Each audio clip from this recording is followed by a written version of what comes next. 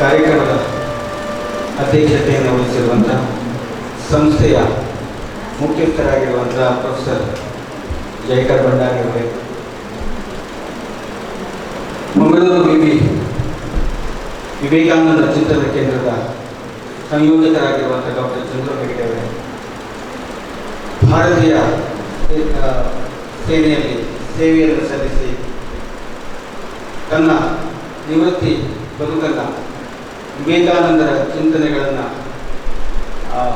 ಯುವಜನತೆಯಲ್ಲಿ ಹರಡುವಂಥ ಪ್ರಯತ್ನದಲ್ಲಿ ಭಾಗಿಯಾಗ್ತಿರುವಂಥ ಶ್ರೀಯುತ ಗೋಪಿನಾಥ್ ಅವರೇ, ಲೋಕೇಶ್ನಾಥ್ ಸರ್ ಅವರೇ, ನಸೀಮಾ ಮೇಡಮ್ ಅವರೇ, ಜ್ಯೋತಿಪ್ರಿಯಾ ಮೇಡಮ್ ಅವರೇ, ಸುನೀತಾ ಮೇಡಮ್, ಎಲ್ಲ ಉಪನ್ಯಾಸಕ ಬಂಧುಗಳು ಮತ್ತು ವಿದ್ಯಾರ್ಥಿನಿಯರು, 19ನೇ ಶತಮಾನ ಕಂಡ ಸಮಾಜ ಸುಧಾರಕರಲ್ಲಿ ಅಥವಾ ಭಾರತೀಯ ಸಮಾಜ ಕಂಡಂಥ ಸಮಾಜ ಸುಧಾರಕರಲ್ಲಿ ಬಹಳ ವಿಶಿಷ್ಟವಾಗಿ ಕಾಣುವಂಥ ಒಬ್ಬ ಸಮಾಜ ಸುಧಾರಕರು, ಚಿಂತಕರು, ದಾರ್ಶನಿಕರು ಮತ್ತು ಯುವಜನತೆಗೆ ದೊಡ್ಡ ಪ್ರೇರಕ ಶಕ್ತಿಯಾಗಿರುವಂಥ ವಿವೇಕಾನಂದರು ಜನರ ಭಾವನೆಗಳನ್ನು ಸ್ಪರ್ಶಿಸಿದ ಮತ್ತು ಅವರ ವಿವೇಕವನ್ನು ಜಾಗೃತಿಗೊಳಿಸಿದ ಈ ಎರಡೂ ಕೆಲಸಗಳನ್ನು ಏಕಕಾಲದಲ್ಲಿ ಮಾಡಿದ ಒಬ್ಬ ಮಹಾನ್ ಆದರ್ಶ ವ್ಯಕ್ತಿ. ಸ್ವಾಮಿ ವಿವೇಕಾನಂದರ ಕನಸಿನ ಭಾರತ, ಎಂತಹ ಭಾರತವನ್ನು ಅವರು ಕಾಣ ಬಯಸಿದ್ರು, ಯಾವ ರೀತಿಯ ಪರಿವರ್ತನೆಯನ್ನು ಈ ದೇಶದಲ್ಲಿ ಅವರು ನೋಡ ಬಯಸಿದ್ರು, ಯಾವ ರೀತಿಯ ಆದರ್ಶಗಳನ್ನು ಈ ದೇಶದ ಜನರು ಮೈಗೂಡಿಸಿಕೊಳ್ಳಬೇಕಂತ ಬಯಸಿದರು, ಅವರ ಕನಸಿನ ಭಾರತ ಏನಿತ್ತು, ಹೇಗಿತ್ತು ಎನ್ನುವ ಕುರಿತಾಗಿ ನಾನು ಓದಿ ಅರ್ಥೈಸಿಕೊಂಡ ರೀತಿಯಲ್ಲಿ ನಿಮ್ಮ ಮುಂದೆ ಪ್ರಸ್ತುತಪಡಿಸಲಿಕ್ಕೆ ಬಹಳ ಹೆಮ್ಮೆ ಅನಿಸಿದೆ.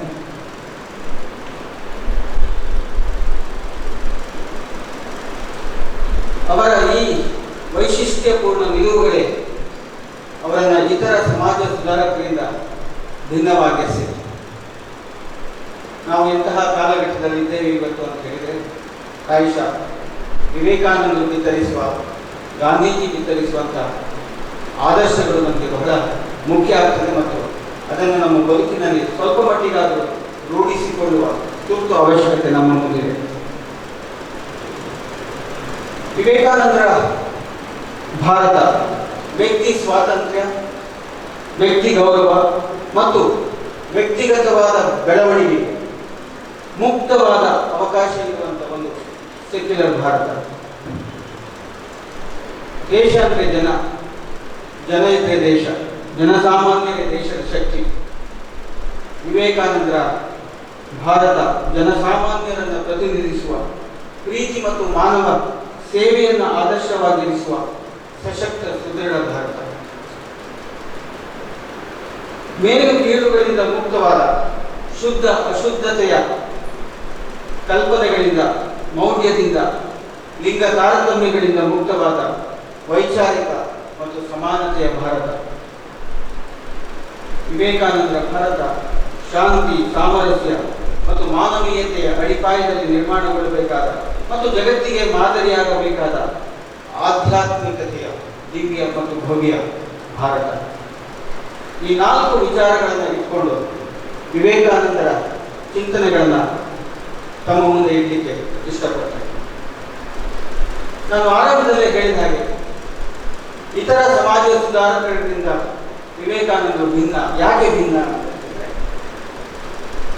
ನಿಮಗೆಲ್ಲ ಗೊತ್ತಿದೆ, ನಮ್ಮ ಸಮಾಜ ಸುಧಾರಕರಲ್ಲಿ ರಾಜಾರಾಮ್ ಮೋಹನ್ ರಾಯ್ ಅವರಿಂದ ಆರಂಭ ಆಗ್ತದೆ. ಫಸ್ಟ್ ಮಾಡರ್ನ್ ಥಿಂಕರ್, ಪ್ರಥಮ ಆಧುನಿಕ ಚಿಂತಕ ಅಂತೇಳಿ ಕರೀತಾರೆ.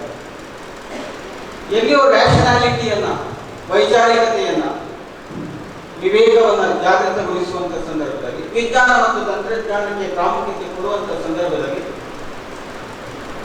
ಈ ದೇಶದಲ್ಲಿ ಭಾರತದಲ್ಲಿ ರಿಲಿಜನ್ ಅನ್ನುವಂಥದ್ದು, ಆ ರಿಲಿಜಿಯಸ್ ಬಿಲೀಫ್ ಎನ್ನುವಂಥದ್ದು ಜನರಲ್ಲಿ ಒಂದಿಷ್ಟು ಮೌಲ್ಯಗಳನ್ನು ಹುಟ್ಟುಹಾಕಿದೆ. ಜನರಲ್ಲಿ ರ್ಯಾಷನಾಲಿಟಿ ಡೆವಲಪ್ ಆಗಬೇಕು. ಬಹುಶಃ ಬ್ರಿಟಿಷರ ಉಪಸ್ಥಿತಿ ಈ ದೇಶದಲ್ಲಿ ಆಧುನಿಕ ಚಿಂತನೆಗಳು ಬೆಳೀಲಿಕ್ಕೆ, ರ್ಯಾಷನಾಲಿಟಿ ಬೆಳೀಲಿಕ್ಕೆ, ಶಿಕ್ಷಣ ಬೆಳೀಲಿಕ್ಕೆ ಮತ್ತು ಈ ದೇಶದಲ್ಲಿರುವಂತಹ ಮೌಲ್ಯಗಳಿಂದ ಹೊರಬರಲಿಕ್ಕೆ ಎಲ್ಲೋ ಸಹಾಯವಾಗ್ತದೆ. ಆದ್ದರಿಂದ ತಕ್ಷಣದ ಸ್ವಾತಂತ್ರ್ಯ ಬೇಕಂತ ರಾಜಾರಾಮ್ ಮೋಹನ್ ರಾಯ್ ಅವರು ಭಾವಿಸಲಿಲ್ಲ. ಎಲ್ಲೋ ಬ್ರಿಟಿಷ್ ಕೊಲೋನಿಯಲಿಸಂ ಈ ದೇಶದಲ್ಲಿ ಒಂದು ಸಾಮಾಜಿಕ ಪರಿವರ್ತನೆಗೆ ಕಾರಣವಾಗ್ತದೆ. ಅವರ ಜೊತೆಗಿರುವಂತಹ ಬಹುತೇಕ ಸಮಾಜ ಸುಧಾರಕರು ಅದೇ ರೀತಿಯಾದಂತಹ ಅಭಿಪ್ರಾಯಗಳನ್ನು ಹೇಳ್ತಾರೆ. ಬಹುಶಃ ತಿಲಕ್ ಬರುವ ತನಕ, ಬಾಲಗಂಗಾಧರ ತಿಲಕ್ ಬಂದ ತಕ್ಷಣ ಇಲ್ಲ, swaraj should be the immediate goal. ನಮಗೆ ಅರ್ಲಿ ಭಾರತ ರಾಷ್ಟ್ರೀಯ ಕಾಂಗ್ರೆಸ್ ಸ್ವಾತಂತ್ರ್ಯ ಹೋರಾಟದ ವೇದಿಕೆಯಾಗಿದ್ದ ಅರ್ಲಿ ಕಾಂಗ್ರೆಸ್ ಲೀಡರ್ಸ್ ಕೂಡ ಮಂದಗಾಮಿಗಳಾಗಿದ್ದರು. ಬ್ರಿಟಿಷರಿಂದ ಒಂದಿಷ್ಟು ರಿಲ್ಯಾಕ್ಸೇಷನ್ಸ್ಗಳನ್ನು, ಒಂದಿಷ್ಟು ಹಕ್ಕುಗಳನ್ನು, ಒಂದಿಷ್ಟು ಪರಿವರ್ತನೆಗಳನ್ನು, ರಿಫಾರ್ಮ್ಸ್ಗಳನ್ನು ರಿಕ್ವೆಸ್ಟ್ ಮಾಡ್ತಾ ಇದ್ರು. ಇಲ್ಲ, ಸ್ವಾತಂತ್ರ್ಯ ತಕ್ಷಣದ ಬೇಡಿಕೆ ಆಗಬೇಕು ಅನ್ನುವಂಥ ವಾದವನ್ನು ಬಾಲಗಂಗಾಧರ ತಿಲಕ್ ಮಾಡ್ತಾರೆ. ಅದಕ್ಕೂ ಪೂರ್ವದಲ್ಲಿ ಸ್ವಾಮಿ ವಿವೇಕಾನಂದರು ಬಹುತೇಕ ಈ ಆರಂಭಿಕ ಸಮಾಜ ಸುಧಾರಕರನ್ನೇ ಗಮನದಲ್ಲಿಟ್ಟುಕೊಂಡು ಒಂದು ವಿಚಾರವನ್ನು ಹೇಳ್ತಾರೆ. ಪ್ರತಿಯೊಬ್ಬ ಈ ದೇಶದಲ್ಲಿ, ಭಾರತ ದೇಶದಲ್ಲಿ ನೀವು ರಿಲಿಜನ್ನಿಂದ ಹೊರತಾದ ಒಂದು ಬದುಕಿನ ಕಲ್ಪನೆಯನ್ನು ಕೂಡ ಮಾಡಲಿಕ್ಕೆ ಸಾಧ್ಯ ಇಲ್ಲ. ಯಾಕಂದ್ರೆ ಪ್ರತಿಯೊಬ್ಬ ಭಾರತೀಯ ಕೂಡ ಇಂದು ಉಂಡು ಮಲಗುವ ತನಕ ನಡೆಸುವಂಥ ಚಟುವಟಿಕೆಗಳಲ್ಲಿ, ಮಾಡುವ ಆಲೋಚನೆಗಳಲ್ಲಿ ಹೆಚ್ಚಿನ ವಿಚಾರಗಳು ರಿಲಿಜನ್ ಜೊತೆ ಕನೆಕ್ಟ್ ಆಗಿರ್ತದೆ. ಅಂತಹ ದೇಶದಲ್ಲಿ ನೀವು ರಿಲಿಜನ್ನಿಂದ ಹೊರತಾದ ಒಂದು ಬದುಕನ್ನು, ಒಂದು ಆಧುನಿಕತೆಯನ್ನು, ಒಂದು ಜೀವನ ಕ್ರಮವನ್ನು ಹೇಗೆ ಪ್ರತಿಪಾದಿಸಲಿಕ್ಕೆ ಸಾಧ್ಯ ಅಂತ ಪ್ರಶ್ನೆ ಮಾಡ್ತಾರೆ ವಿವೇಕಾನಂದ. ನಮ್ಮ ಸಮಾಜದಲ್ಲಿರುವಂತಹ ಕೆಲವೊಂದು ಅನಿಷ್ಟಗಳಿಗೆ ಎಲ್ಲೋ ಒಂದು ಕಡೆಯಿಂದ ರಿಲಿಜಿಯಸ್ ಕನೆಕ್ಷನ್ಸ್ ಇದೆ. ನಾವು ಹಾಗಿರುವಾಗ ರಿಲಿಜನ್ ಅನ್ನು ಬಿಟ್ಟು ಸಮಾಜ ಸುಧಾರಣೆ ಅನ್ನುವಂಥ ಮಾತನ್ನ ಬಹಳ ತಮಾಷೆಯಾಗಿ ಕಾಣ್ತಾರೆ ವಿವೇಕಾನಂದ. ನೀವು ರಿಲಿಜನ್ ನಲ್ಲಿರುವಂತಹ ಕೆಲವೊಂದು ಲೋಪದೋಷಗಳನ್ನ ಅಥವಾ ರಿಲಿಜನ್ ನಿಂದ ಪ್ರೇರಿತವಾಗಿರುವಂತಹ ಲೋಪದೋಷಗಳನ್ನ ತೆಗೆದುಹಾಕ್ತಾ ನೀವು ರಿಲಿಜನ್ ಅನ್ನ ಪ್ಯೂರಿಫೈ ಮಾಡ್ತಾ, ನೀವು ಭಾರತೀಯ ಸಮಾಜದಲ್ಲಿ ರಿಲಿಜನ್ ಅನ್ನುವಂಥದ್ದು ಒಂದು ಪ್ಯೂರಿಫೈ ಆಗಿ, ಒಂದು ಅದನ್ನ ಪವಿತ್ರಗೊಳಿಸ್ತಾ ಅದು ಇಡೀ ಜಗತ್ತಿಗೆ ಮಾದರಿಯಾಗಬೇಕು ಎನ್ನುವಂಥ ವಿಚಾರ ವಿವೇಕಾನಂದರಿದ್ದಾರೆ. ಅಲ್ಲಿರುವಂತಹ ಅನಿಷ್ಟಗಳನ್ನೆಲ್ಲ ಹೋಗಲಾಡಿಸ್ತಾ ಆ ರಿಲಿಜನ್ ಪ್ರತಿಪಾದಿಸುವ ಮಾನವೀಯ ಮೌಲ್ಯಗಳನ್ನು ಜನರಲ್ಲಿ ಬೆಳೆಸ್ತಾ, ಅದರ ಬಗ್ಗೆ ಜಾಗೃತಿಯನ್ನು ಮೂಡಿಸ್ತಾ, ಅವರ ವಿವೇಕವನ್ನು ಜಾಗೃತಗೊಳಿಸ್ತಾ, ಸೌಹಾರ್ದಯುತವಾದ, ಶಾಂತಿಯುತವಾದ ಒಂದು ಸಮಾಜವನ್ನು ನಿರ್ಮಾಣ ಮಾಡ್ತಾ, ನಾವೆಲ್ಲರೂ ಕೂಡ ಒಟ್ಟಾಗಿ ಐಕ್ಯತೆ ಹೇಗೆ ಬರಬೇಕು ಸ್ವಾಮಿ ವಿವೇಕಾನಂದರು ಬಹಳ ಚೆನ್ನಾಗಿ ಹೇಳ್ತಾರೆ. ಎಲ್ಲಿಯೂ ಕೂಡ ಏಕರೂಪತೆಯಿಂದ ಐಕ್ಯತೆ ಬರಬೇಕು, ಯೂನಿಫಾರ್ಮಿಟಿಯಿಂದ ಐಕ್ಯತೆ, ಸಾಲಿಡಾರಿಟಿ ಡೆವಲಪ್ ಆಗಬೇಕು ಅಂತ ವಿವೇಕಾನಂದರು ಹೇಳಿಲ್ಲ. ಈ ದೇಶದ ವೈವಿಧ್ಯತೆ, ಶ್ರೇಷ್ಠತೆ ಮತ್ತು ಯುನೀಕ್ನೆಸ್, ವೈಶಿಷ್ಟ್ಯತೆ ಇರುವುದೇ ನಮ್ಮ ವೈವಿಧ್ಯತೆ. ಇಲ್ಲಿ ಈ ದೇಶದಲ್ಲಿ ನಮ್ಮ ಆಹಾರ ಪದ್ಧತಿಯಲ್ಲಿ, ನಮ್ಮ ಉಡುಗೆ ತೊಡುಗೆಯಲ್ಲಿ, ನಮ್ಮ ಜೀವನ ಕ್ರಮದಲ್ಲಿ, ನಮ್ಮ ಭಾಷೆಗಳಲ್ಲಿ, ಸಾಕಷ್ಟು ನಮ್ಮ ಸಂಸ್ಕೃತಿ, ಆಚಾರ ವಿಚಾರಗಳಲ್ಲಿ ಮತ್ತು ಯೋಜನಾ ಕ್ರಮಗಳಲ್ಲಿ ಸಾಕಷ್ಟು ವೈವಿಧ್ಯತೆ ಇದೆ. ಈ ವೈವಿಧ್ಯತೆ ಇರುವುದೇ ಈ ದೇಶವನ್ನು ಒಂದು ಶ್ರೇಷ್ಠ ದೇಶವನ್ನಾಗಿ, ಸಂಸ್ಕೃತಿಯನ್ನಾಗಿ ಬೆಳೆಸಿದೆ. ಆ ಶ್ರೇಷ್ಠತೆಯನ್ನು ಉಳಿಸ್ಕೊಳ್ಬೇಕು ನಾವು, ಅಂದ್ರೆ ವೈವಿಧ್ಯತೆಯನ್ನು ಉಳಿಸ್ಕೊಳ್ಬೇಕು. ಆ ವೈವಿಧ್ಯತೆಯನ್ನು ಉಳಿಸ್ಕೊಳ್ತಾ, ಅದನ್ನು ಪೋಷಿಸುತ್ತಾ ಮತ್ತು ಅದನ್ನು ಪ್ರತಿನಿಧಿಸುತ್ತಾ ಮತ್ತು ಆ ವೈವಿಧ್ಯತೆಯ ಸ್ವಾತಂತ್ರ್ಯವನ್ನು ಪ್ರತಿಯೊಬ್ಬರಿಗೂ ನೀಡುತ್ತಾ ನಮ್ಮ ದೇಶ ಒಂದು ಐಕ್ಯಮತ್ಯ ದೇಶವಾಗಿ ಬೆಳಿಬೇಕು ಅಂತ ಅವರೇ ಹೇಳುವ ಮಾತುಗಳಲ್ಲಿ united we stand, divided we fall ಅನ್ನುವಂಥದ್ದು ಒಂದು ದೇಶದ ಗಡಿಯನ್ನು ಮೀರಿದಂಥ ಆಲೋಚನೆ. United we stand, divided we fall. ಅದು ದೇಶದ ಒಳಗೂ ಕೂಡ ಅನ್ವಯ ಆಗ್ತದೆ, ದೇಶದ ಹೊರಗೆ ಕೂಡ ಅನ್ವಯ ಆಗ್ತದೆ. ಒಟ್ಟಾರೆಯಾಗಿ ಇಡೀ ಮಾನವ ಜನಾಂಗದ ಅಸ್ತಿತ್ವ ಇರುವುದು ವೈವಿಧ್ಯತೆಯ ಪೋಷಣೆ ಮತ್ತು ಐಕ್ಯತೆಯ ಮನೋಭಾವನೆಯ ಮಾನವ ಜನಾಂಗ ಎಂಬ ಒಂದು ಮಾನವೀಯ ನೆಲೆಯಲ್ಲಿ ನಾವು ಒಟ್ಟಾದಾಗ ಒಂದು ಶಾಂತಿ, ನೆಮ್ಮದಿಯ ಬದುಕನ್ನು ಮತ್ತು ನಾವು ಪ್ರಗತಿಯ ಪಥದಲ್ಲಿ ಮಾರ್ಗದಲ್ಲಿ ಸಾಗಲಿಕ್ಕೆ ಸಾಧ್ಯ ಅನ್ನುವಂಥದ್ದು ವಿವೇಕಾನಂದರು ಹೇಳ್ತಾರೆ.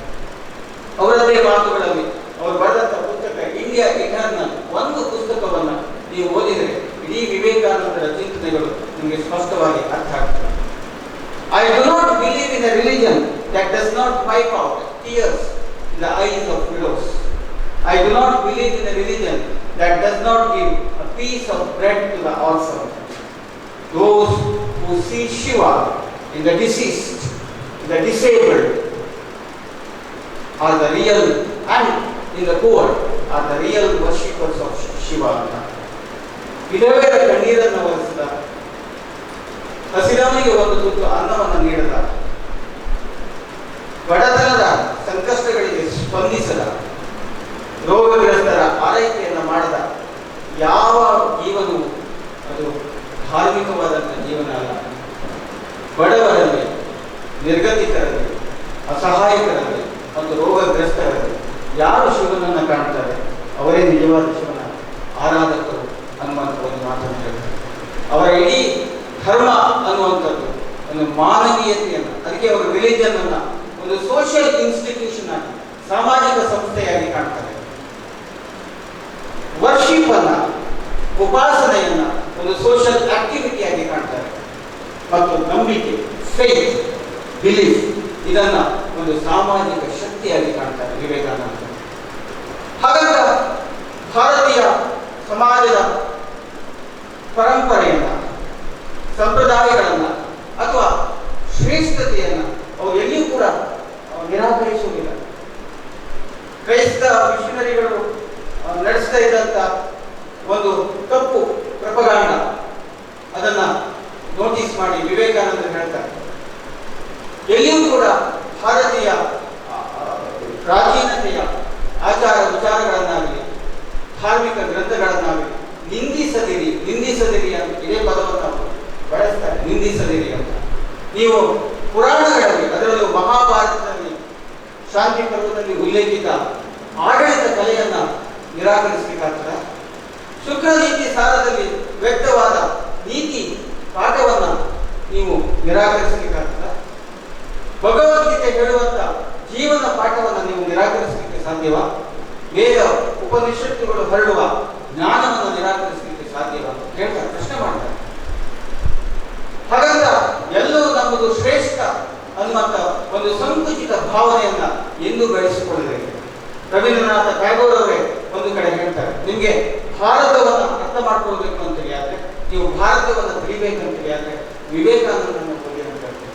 ವಿವೇಕಾನಂದರು ಹೇಳ್ತಾರೆ, ನಿಮಗೆ ಭಾರತವನ್ನು ಅರ್ಥೈಸಿಕೊಳ್ಬೇಕಾದ್ರೆ ಗುಡಿಸಲುಗಳಿಗೆ ಹೋಗಬೇಕು, ಅಲ್ಲಿ ಜನ ಪಡುವಂತ ಕಷ್ಟಗಳನ್ನ ಅರ್ಥ ಮಾಡಿಕೊಳ್ಳಿ, ಅವರ ಸಂಕಷ್ಟಗಳಿಗೆ ಒಂದು ಮಾನವೀಯ ಸ್ಪಂದನೆ ನಿಮ್ಮ ಕಡೆಯಿಂದ ಇರುವಂತಾಗಲಿ ಅಂತ ವಿವೇಕಾನಂದರು ಹೇಳ್ತಾರೆ. ಸೊ ಹೀಗೆ ಇಡೀ ಭಾರತೀಯ ಸಮಾಜದಲ್ಲಿ ಅವ್ರು ಹೇಳ್ತಾರೆ, ಎಷ್ಟೋ ಬಾರಿ ನಾವು ಈ ದೇಶದಲ್ಲಿ ನಾವು ಯೋಗಿಸುವಂತ ಬಹುತೇಕ ವಿಚಾರಗಳು ಶುದ್ಧ ಅಶುದ್ಧಗಳ ಪರಿಕಲ್ಪನೆ, ಮೇಲು ಕೀಳುಗಳ ಆಲೋಚನೆಗಳು, ಈ ನಾವು ನಡೆಸುವಂತ ಚಟುವಟಿಕೆಗಳಲ್ಲಿ ಎಡಗೈ ಶ್ರೇಷ್ಠವ ಬಲಗೈ ಶ್ರೇಷ್ಠವ ಅನ್ನುವಂಥ ಚರ್ಚೆಗಳು, ಈ ಮೌಲ್ಯಗಳಿಂದ ಹೊರಬರಬೇಕು, ವಿಶಾಲವಾದಂಥ ಮನೋಭಾವನೆಯನ್ನು ಬೆಳೆಸಿಕೊಳ್ಬೇಕು.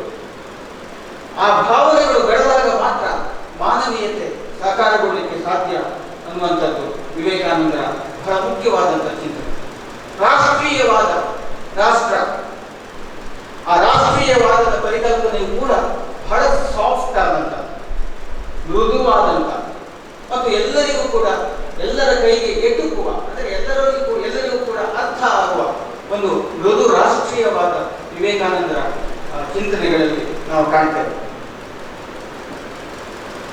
ಅದೆಲ್ಲಿ ಕೂಡ ಅಗ್ರೆಸಿವ್ ಆದ ರಾಷ್ಟ್ರೀಯವಾದ ಅಲ್ಲ, ಉಗ್ರವಾದಂಥ ರಾಷ್ಟ್ರೀಯವಾದ ಅಲ್ಲ, ಅದೆಲ್ಲಿ ಕೂಡ ಹಿಂಸಾತ್ಮಕವಾದಂಥ ರಾಷ್ಟ್ರೀಯವಾದ ಅಲ್ಲ.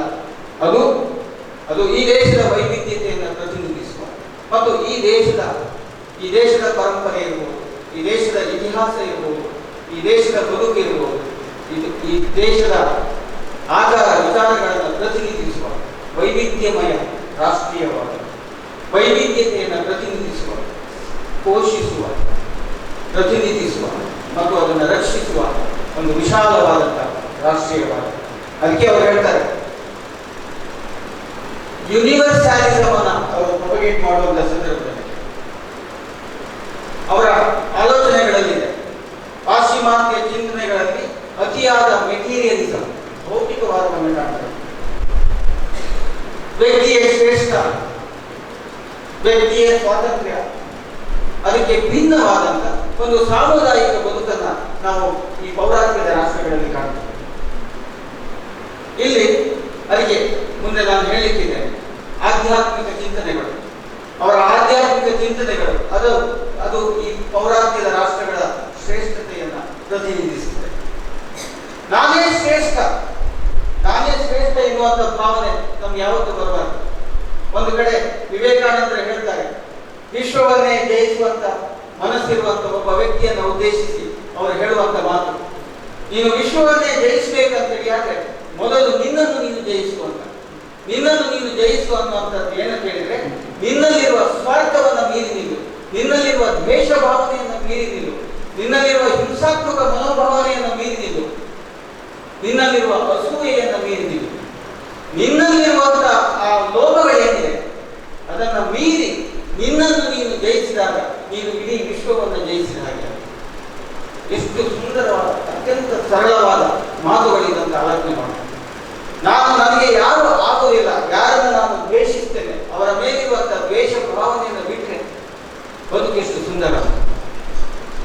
ಸೊ ನಮ್ಮಲ್ಲಿರುವ ಸ್ವಾರ್ಥ, ಅಸೂಯೆ, ದ್ವೇಷ ಇದೆಲ್ಲಕ್ಕಿಂತ ಮೀರಾಗಿ ನನ್ನಲ್ಲಿರುವ ಅಹಂಕಾರವನ್ನು, ದುರಹಂಕಾರವನ್ನು ನಾನು ಮೀರಿ ನಿಂತಾಗ ನಾನು ವಿಶ್ವವನ್ನು ಗೆದ್ದಂತೆ, ನನ್ನನ್ನು ನಾನು ಗೆಲ್ಲುವುದೇ ನಾನು ವಿಶ್ವವನ್ನು ಗೆದ್ದಂತೆ ಎನ್ನುವಂತ ಒಂದು ಅದ್ಭುತವಾದಂತಹ ಮಾತನ್ನು ಅವರು ಹೇಳ್ತಾರೆ.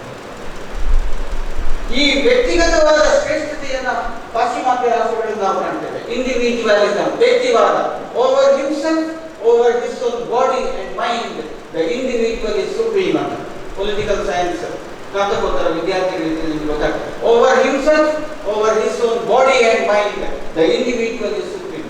ತನ್ನ ದೇಹ ಮತ್ತು ಮನಸ್ಸುಗಳ ಮೇಲೆ ನಿಯಂತ್ರಣ ಇರಬೇಕಾದ ಆ ವ್ಯಕ್ತಿಗೆ ಹೊರತು ಇನ್ಯಾರಿಗೂ ಅಲ್ಲ ಎನ್ನುವಂತ ವ್ಯಕ್ತಿ ಶ್ರೇಷ್ಠತೆಯ ವ್ಯಕ್ತಿವಾದ ಜಾನ್ ಸ್ಟುವರ್ಟ್ ಮಿಲ್ ಸ್ವಾತಂತ್ರ್ಯದ ಪ್ರತಿಪಾದನೆಯಲ್ಲಿ ಬರ್ತದೆ. ವಿವೇಕಾನಂದರ ಚಿಂತನೆಗಳು ಇದಕ್ಕೆ ಭಿನ್ನ. ನಾನೇ ಶ್ರೇಷ್ಠ ಎನ್ನುವಂಥದ್ದಲ್ಲ. ಶ್ರೇಷ್ಠ ಯಾವುದು ಕೇಳಿದ್ರೆ ಮಾನವೀಯತೆಯ ಶ್ರೇಷ್ಠವಾದ.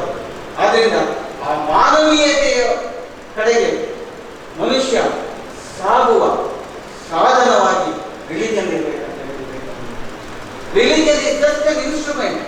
ರಿಲಿಜನ್ ಶ್ರೇಷ್ಠ ಅಲ್ಲ. ರಿಲಿಜನ್ ಒಂದು ನಮ್ಮ ಬದುಕಿನ ಅಲ್ಟಿಮೇಟ್ ಆದಂತ ಗುರಿ ಅಲ್ಲ. ಆ ರಿಲಿಜನ್ ಎನ್ನುವಂಥದ್ದು ಮಾನವೀಯತೆಯ, ವ್ಯಕ್ತಿ ಪರಿಪೂರ್ಣತೆಯತ್ತ ಸಾಗುವ ಸಾಧನವಾಗಿ ಕೆಲಸ ಮಾಡಬೇಕು. ಆ ಸಾಧನ ಸರಿಯಾಗಿರಬೇಕು, ಅದರಲ್ಲಿ ಲೋಪಗಳಿರಬಾರದು, ಅದು ಪರಿಶುದ್ಧವಾಗಿರಬೇಕು. ಅಂತಹ ಉದಾತ್ತ ಆಲೋಚನೆಗಳು ನನ್ನ ಆಲೋಚನೆಗಳನ್ನು ನಾವು ವಿವೇಕಾನಂದರಲ್ಲಿ ಕಾಣ್ತೇವೆ. ಅವರ ಒಂದು ಸರಳವಾಗಿ ಅವರ ಆಧ್ಯಾತ್ಮಿಕತೆಯ ಬಗ್ಗೆ ನಾನು ಹೇಳ್ತೇನೆ. ನಾಲ್ಕು ನಿಮಗೆ ವಿವೇಕಾನಂದರ ಯೋಗದ ಬಗ್ಗೆ ತಿಳ್ಕೊಂಡಿದೆ. ನಾಲ್ಕು ಮುಖ್ಯವಾದಂಥ ಯೋಗಗಳ ಬಗ್ಗೆ ಹೇಳ್ತಾರೆ. ಒಂದು ಜ್ಞಾನ ಸಂಪಾದನೆ, ವಿಚಾರಗಳನ್ನ ವಿಸ್ಡಮ್ ಅಂತ ಕರೀತಾರೆ, ಅದನ್ನ ಪಡೆಯುವ ಜ್ಞಾನ ಯೋಗ.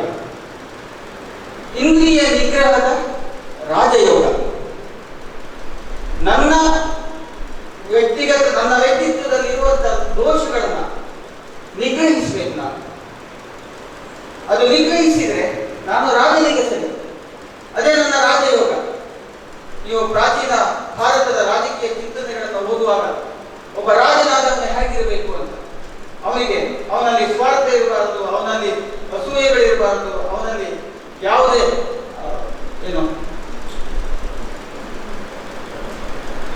ಲ್ಯಾವಿಶ್ನೆಸ್ ಅಂತ ಹೇಳ್ತಾರೆ ಅದಿರಬಾರದು. ತನ್ನನ್ನು ತಾನು ನಿಯಂತ್ರಿಸಿಕೊಳ್ಬೇಕು. ಸೆಲ್ಫ್ ಕಂಟ್ರೋಲ್, ಸ್ವ ನಿಯಂತ್ರಣ ಅವನಲ್ಲಿ ಇರಬೇಕು ಅಂತ ಬರ್ತದೆ. ಅದೇ ರೀತಿಯಲ್ಲಿ ನಮ್ಮನ್ನ ನಾವು ಕಂಟ್ರೋಲ್, ನಮ್ಮ ಮನಸ್ಸನ್ನ ನಮ್ಮ ಹಿಡಿತದಲ್ಲಿ, ನಮ್ಮ ಕಂಟ್ರೋಲ್ನಲ್ಲಿ, ನಿಯಂತ್ರಣದಲ್ಲಿ ಇಟ್ಕೊಂಡಾಗ ಅದೇ ರಾಜಯೋಗ ಅಂತ ಕರೀತಾರೆ. ಸಂಪೂರ್ಣ ಸಮರ್ಪಣಾ ಭಾವದ ಭಕ್ತಿ ಯೋಗ.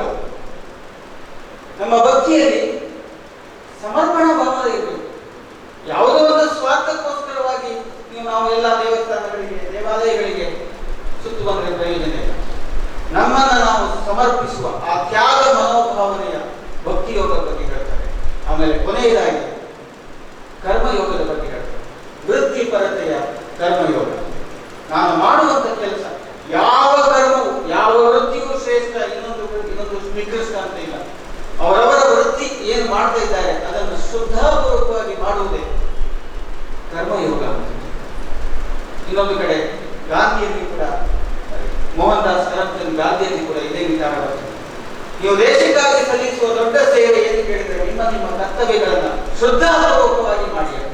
ನಿಮ್ಮ ಕರ್ತವ್ಯ ನಿಷ್ಠೆ, ಎಲ್ಲ ಕರ್ತವ್ಯನಿಷ್ಠ ಪ್ರಜೆಗಳು ದೇಶದ ಪ್ರಗತಿಗೆ ಕಾರಣರಾಗ್ತಾರೆ. ಅದೇ ಆಲೋಚನೆಯಲ್ಲಿ ವಿವೇಕಾನಂದ ಕೂಡ ಇದೇ ಮಾತನಾಡಿದ್ದಾರೆ ಕರ್ಮಯೋಗದ ಬಗ್ಗೆ. ಈ 4 ಯೋಗಗಳು ನಮ್ಮಲ್ಲಿ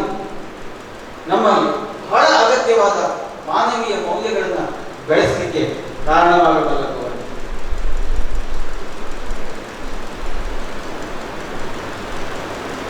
ಆರಂಭದಲ್ಲಿ ಹೇಳಿದೆ, ಅದನ್ನು ರಿಪೀಟ್ ಮಾಡ್ತಾ ನಾನು ಕೊನೆಯ ಭಾಗಕ್ಕೆ ಬರ್ತೇನೆ. ಸಮಾಜ ಸುಧಾರಕರಲ್ಲಿ ಸ್ವಾಮಿ ವಿವೇಕಾನಂದರು ಭಿನ್ನ, ವಿಶಿಷ್ಟ. ಯಾಕೆ ವಿಶಿಷ್ಟ ಅಂತ ಹೇಳಿದರೆ, ಅವರ ಇಡೀ ಚಿಂತನೆಗಳಲ್ಲಿ 5 ಸಂಗಮಗಳನ್ನು ನಾವು ಕಾಣ್ತೇವೆ. ಒಂದು ಪ್ರಾಚೀನ, ಅರ್ವಾಚೀನ, ಪೂರ್ವ ಮತ್ತು ಪಶ್ಚಿಮ. ಪೂರ್ವದ ನಮ್ಮ ಪ್ರಾಚೀನ ಭಾರತದ ಭವ್ಯ ಪರಂಪರೆಯ ಪ್ರತಿನಿಧಿಯೂ ಅವರು ಹೌದು. ಪಾಶ್ಚಿಮಾತ್ಯರು ಪ್ರತಿಪಾದಿಸಿದ ಆಧುನಿಕ ಮಾನವೀಯ ಮೌಲ್ಯಗಳ ಪ್ರತಿನಿಧಿಯೂ ಅವರು ಹೌದು. ಆದರ್ಶ ಮತ್ತು ವ್ಯವಹಾರಗಳ ಸಂಗಮ, ರಾಷ್ಟ್ರೀಯತೆ ಮತ್ತು ಅಂತಾರಾಷ್ಟ್ರೀಯತೆ. ಹೇಗೆ ರಾಷ್ಟ್ರೀಯ ಐಕ್ಯತೆಯನ್ನು ಅವರು ಹೇಳ್ತಾರೆ, ಜಾಗತಿಕ ಐಕ್ಯತೆಯನ್ನು ಅವರು ಸಾರ್ತಾರೆ. ಆದ್ದರಿಂದ ರಾಷ್ಟ್ರೀಯತೆ ಮತ್ತು ಅಂತಾರಾಷ್ಟ್ರೀಯ, ವಿಶ್ವ ಭ್ರಾತೃತ್ವ, ಮನೆಗೆ ಆಧ್ಯಾತ್ಮಿಕತೆ ಮತ್ತು ವೈಚಾರಿಕತೆಗಳ ಸಂಗಮ, ಈ ಪಂಚ ಸಂಗಮಗಳನ್ನು ನಾವು ವಿವೇಕಾನಂದರಲ್ಲಿ ಕಾಣ್ತೇವೆ. ಇವೆಲ್ಲ 1893ರಲ್ಲಿ ಶಿಕಾಗೋ ಸರ್ವಧರ್ಮ ಸಮ್ಮೇಳನದಲ್ಲಿ ವಿವೇಕಾನಂದರು ಭಾರತೀಯ ಮತಧರ್ಮದ ಪ್ರತಿಪಾದಕರಾಗಿ ಭಾಗವಹಿಸಿದ್ರು ಅಂತ ಬಹುಶಃ ನೀವು ಶಾಲಾ ದಿನಗಳಿಂದ ಕೇಳ್ತಾನೆ ಬಂದದ್ದು. ಡಿಯರ್ ಬ್ರದರ್ಸ್ ಅಂಡ್ ಸಿಸ್ಟರ್ಸ್, ಇಷ್ಟು ಮುಂದೇನು ಹೇಳಿದ್ದಾರೆ ವಿವೇಕಾನಂದ. ನಮಗೆ ನಮ್ಮ ಮೇಷಗಳು ಸ್ಕೂಲ್ನಲ್ಲಿ ಹೀಗೆ ಹೇಳಿದ್ರು ಅಂತೇಳಿ, ಆದರೆ ಮುಂದೆ ಏನು ಹೇಳಿದ್ರು ಅಂತ ಅವಾಗಿಂದ ಕುತೂಹಲ ಇರ್ತಿತ್ತು. ಹಾಗಾದ್ರೆ ವಿವೇಕಾನಂದರು ಮುಂದೆ ಏನು ಮಾತಾಡಿದ್ರು ಅಂತ ಡಿಗ್ರಿ ಮಾಡ್ತಿರುವಾಗ ಮುಂದೆ ಏನು ಮಾತಾಡಿದ್ರು. ವಿವೇಕಾನಂದ ಬಗ್ಗೆ ಮಾತನಾಡುವಂಥ ಸಂದರ್ಭದಲ್ಲಿ ಎಲ್ಲೇ ಹೋದ್ರು ಕೂಡ ಅವರು ವಿವೇಕಾನಂದರು ಮಾಡಿದ ಭಾಷಣದ ಸಂಪೂರ್ಣ ಕನ್ನಡ ಭಾಷಾಂತರವನ್ನು ನಾನು ಕೇಳ್ತೇನೆ. ಯಾಕೆ ಹೇಳ್ತೇನೆ ಅಂತ ಹೇಳಿದ್ರೆ, ನೀವೆಲ್ಲ ಇದನ್ನು ಕೇಳ್ತೇವೆ. ಅವರು ಮಾಡಿದ ಆ 5-6 ನಿಮಿಷಗಳ ಭಾಷಣದಲ್ಲಿ 2 ಎಕ್ಸ್ಟ್ರೀಮ್ಗಳನ್ನು ನಾವು ಕಾಣ್ತೇವೆ. ಒಂದು ಫಸ್ಟ್ ಪಾರ್ಟ್ ಆರಂಭದಲ್ಲಿ ಭಾರತೀಯ ಸಮಾಜದ ಆ ಶ್ರೇಷ್ಠತೆ ಏನು ಅನ್ನೋದನ್ನು ಹೇಳ್ತಾರೆ. ಆಮೇಲೆ ಸೆಕೆಂಡ್ ಪಾರ್ಟ್ನಲ್ಲಿ ನಮ್ಮ ಸಮಾಜದಲ್ಲಿರುವಂಥ ಲೋಪದೋಷಗಳು ಏನು ಅನ್ನೋದನ್ನು ಕೂಡ ಹೇಳ್ತಾರೆ. ಇದಕ್ಕೆ ಏನು ಪರಿಹಾರ ಅಂತ ಕೊನೆಯ 2 ವಾಕ್ಯಗಳಲ್ಲಿ ಅವರು ಹೇಳ್ತಾರೆ. ವಿದ್ಯಾರ್ಥಿಗಳು ದಯವಿಟ್ಟು ಕಿವಿ ಅರಳಿಸಿ ಕೇಳಿ.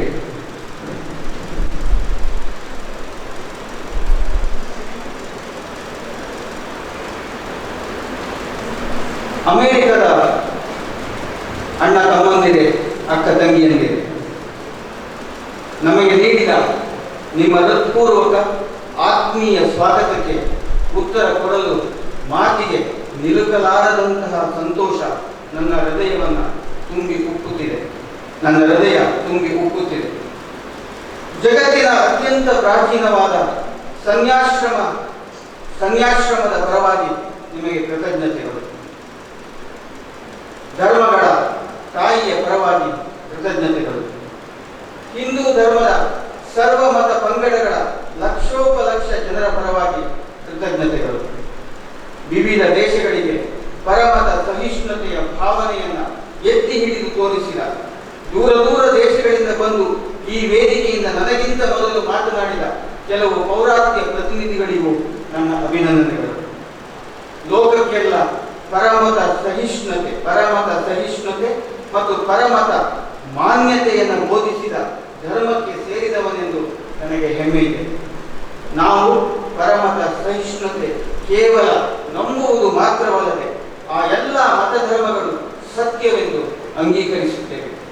ಈ ಲೋಕದಲ್ಲಿ ಧಾರ್ಮಿಕ ಕಾರಣಗಳಿಗಾಗಿ ಚಿತ್ರಹಿಂಸೆಗೆ ಗುರಿಯಾದ, ಸ್ವದೇಶಗಳಿಂದ ನಿರಾಶ್ರಿತರಾಗಿ ಬಂದ ಎಲ್ಲ ಧರ್ಮದ ಅನುಯಾಯಿಗಳಿಗೆ ಆಶ್ರಯ ನೀಡಿ ತನ್ನ ಮಡುವಿನಲ್ಲಿಟ್ಟುಕೊಂಡು ರಕ್ಷಣೆ ನೀಡಿದ ಮಹಾಜನಕ್ಕೆ ಸೇರಿದವನೆಂದು ನನಗೆ ಹೆಮ್ಮೆ ಇದೆ. ಯಾವ ವರ್ಷ ರೋಮನ್ನರ ಕ್ರೌರ್ಯ ಮತ್ತು ದೌರ್ಜನ್ಯಗಳಿಂದ ತಮ್ಮ ಪವಿತ್ರ ದೇವಾಲಯ ಭಿನ್ನವಾಗಿ ಹುಡಿಯಾಯಿತು, ಅದೇ ವರ್ಷ ದಕ್ಷಿಣ ಭಾರತಕ್ಕೆ ಇಸ್ರೇಲಿನಿಂದ ಬಂದ ಅತ್ಯಂತ ಶ್ರೇಷ್ಠ ಪರಂಪರೆಯವರಿಗೆ ಆಶ್ರಯ ನೀಡಿದ ಪವಿತ್ರ ಜನಾಂಗಕ್ಕೆ ಸೇರಿದವನೆಂದು ಹೇಳಲು ನನಗೆ ಹೆಮ್ಮೆಯಾಗುತ್ತದೆ. ಆ ಭವ್ಯವಾದ ಜರಾತೃಷ್ಟ ಜನಾಂಗದ ಅಳಿದುಳಿದ ಭಾಗದವರಿಗೆ ಹಿಂದೆ ಆಶ್ರಯ ಕೊಟ್ಟ, ಈಗಲೂ ಲಾಲನೆ ಪಾಲನೆ ಮಾಡುತ್ತಿರುವ ಧರ್ಮಕ್ಕೆ ಸೇರಿದವನೆಂದು ನನಗೆ ಹೆಮ್ಮೆ ಇದೆ. ನನ್ನ ಚಿಕ್ಕಂದಿನಿಂದಲೂ ಮತ್ತು ಲಕ್ಷಾಂತರ ಮಂದಿ ಪ್ರತಿದಿನವೂ ಪಠಿಸುವ ಮಂತ್ರದ ಕೆಲವು ಸಾಲುಗಳನ್ನು ಹೇಳಲು ಇಚ್ಛಿಸುತ್ತೇನೆ. ವಿವಿಧ ಸ್ಥಳಗಳಲ್ಲಿ ಹುಟ್ಟಿದ ಅನೇಕ ನದಿಗಳು ರಜುಕುಟಿಲ ಪಾತ್ರದಲ್ಲಿ ಹರಿದು ಕೊನೆಗೆ ಒಂದೇ ಜಲನಿಧಿಗೆ ಹೋಗಿ ಹೇಗೆ ಸೇರುತ್ತದೋ ಹಾಗೆಯೇ ಓ ಪ್ರಭುವೆ, ಬೇರೆ ಬೇರೆಯಾಗಿ ತೋರುವ ವಿವಿಧ ರುಜುಕುಟಿಲ ಪದಗಳನ್ನು ಅನುಸರಿಸುತ್ತಿರುವ ಭಿನ್ನ ಭಿನ್ನ ಜನರೆಲ್ಲರೂ ನಿನ್ನನ್ನೇ ಸೇರುತ್ತಾರೆ. ಯಾರು ಯಾರು ಯಾವ ಯಾವ ರೂಪದಲ್ಲಿ ನನ್ನನ್ನು ಪೂಜಿಸಿದರೂ ನಾನು ಅವರೆಲ್ಲರನ್ನು ಅನುಗ್ರಹಿಸುತ್ತೇನೆ. ಅಂತ್ಯದಲ್ಲಿ ನನ್ನಲ್ಲಿಗೆ ಕರೆದು ತರುವ ಮಾರ್ಗದಿಂದಲೇ ಸರ್ವರೂ ಪ್ರಯತ್ನಿಸುತ್ತಿದ್ದಾರೆ ಎಂಬ ಅದ್ಭುತ ಉಪದೇಶಗಳನ್ನು ಲೋಕಕ್ಕೆಲ್ಲ ಸೇರಿದ ಗೀತೋಪದೇಶದ ಸಮರ್ಥನೆಗೆ ಇಂದು ಸಮಾವೇಶಗೊಂಡ ಈ ಮಹಾಸಭೆಗೆ ಸಾಕ್ಷಿ. ಜಾತಿ, ಮತ, ಪಂಥ, ಸ್ವಧರ್ಮದ ಅಂಧಶ್ರದ್ಧೆ, ಅದರ ಸಂತತಿಯೇ ಆದ ಪರಮತ ದ್ವೇಷ ಈ ಸುಂದರ ವಸುಂಧರೆಯನ್ನ ರೂಪುಗೊಳಿಸಿದೆ, ಹಿಂಸೆಯಿಂದ ತುಂಬಿಸಿದೆ. ಈ ಲೋಕವನ್ನು ಮತ್ತೆ ಮತ್ತೆ ಮಾನವ ರಕ್ತದಿಂದ ತೋಯಿಸಿದೆ, ನಾಗರಿಕತೆ ಧ್ವಂಸ ಮಾಡಿದೆ ಹಾಗೂ ಸರ್ವ ಜನಾಂಗಗಳನ್ನು ನಿರಾಶೆಯತ್ತ ದೂಡಿದೆ. ಈ ಭೀಕರ ರಾಕ್ಷಸರು ಇಲ್ಲದೆ ಹೋಗಿದ್ದರೆ ಈ ಲೋಕ ಇಂದಿಗಿಂತಲೂ ಎಷ್ಟೋ ಮುಂದುವರಿಯುತ್ತಿತ್ತು. ಆದರೆ ಆ ರಾಕ್ಷಸರ ಕಾಲ ತುಂಬಿ ಬಂದಿದೆ.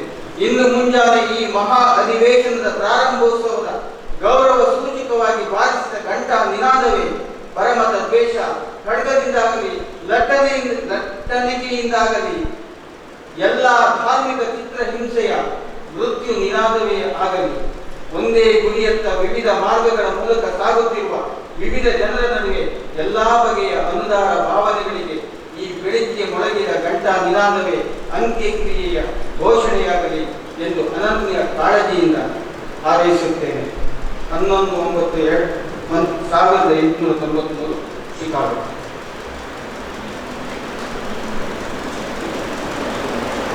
I would like to conclude. Bharat Swami ವಿವೇಕಾನಂದರು ಬಹಳಷ್ಟು ನಂಬಿದ ಒಂದು ಜನವರ್ಗ ಅಂತ ಹೇಳಿದರೆ ಯುವಜನತೆ. ಈ ದೇಶದಲ್ಲಿ ಏನಾದರೂ ಪರಿವರ್ತನೆ ತರಬಲ್ಲವರೆಂದರೆ ಅದು ಯುವಜನತೆ. ನಮ್ಮ ಭಾರತದ ಇತಿಹಾಸ ಕೂಡ ಅದನ್ನು ಸ್ಪಷ್ಟಪಡಿಸುತ್ತದೆ. ಈ ದೇಶದಲ್ಲಾದ ಬಹುತೇಕ ಪರಿವರ್ತನೆಗಳ ಮುಖ್ಯ ರೂವಾರಿಗಳೇ ಯುವಜನತೆ. ಭಾರತ, ನೀವು ಕೇಳಬೇಕು, ಭಾರತ ಎದ್ದು ನಿಲ್ಲಬಲ್ಲದು ಆತ್ಮ ಬಲದಿಂದಲೇ ಹೊರತು ತೋಳು ಬಲದಿಂದ ಅಲ್ಲ, ವಿನಾಶದ ಬಾವುಟಗಳ ಹಾರಾಟದಿಂದ ಅಲ್ಲ, ಬದಲಿಗೆ ಶಾಂತಿ ಮತ್ತು ಪ್ರೀತಿಯ ಧ್ವಜಾರೋಹಣದಿಂದ ಅಂತ ಹೇಳ್ತಾರೆ. ನನ್ನ ಮಾತುಗಳನ್ನು ಶಾಂತಚಿತ್ತರಾಗಿ ಆಲಿಸ್ತಾರೆ. ತಮಗೆಲ್ಲರಿಗೂ ವಂದಿಸಿಕೊಳ್ತಾ ಈ ಅವಕಾಶಗಳನ್ನು ಒದಗಿಸಿಕೊಟ್ಟ ವಿವೇಕಾನಂದ ಚಿಂತನ ಕೇಂದ್ರ ವಿಶೇಷ